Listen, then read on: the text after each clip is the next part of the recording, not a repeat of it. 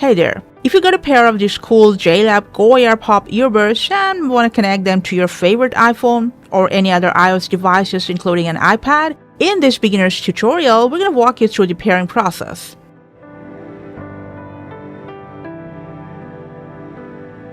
So I'm saying it to all the first-timers that before pairing, make sure to take off the sticker or tab from the charging case. And then put the buds back inside the case. Maybe close the lid for a bit just to power them up. After that, take out the buds, and in a moment, one of them will start flashing blue and white LED. The other might be a solid white.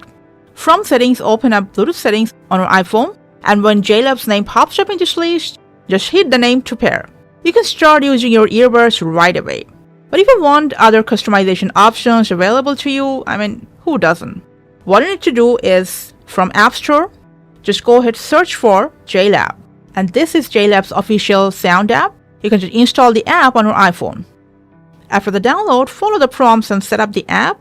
And when prompted, select JLab Go Air from this list. And then you can just go ahead, check out all these customization options, one after another.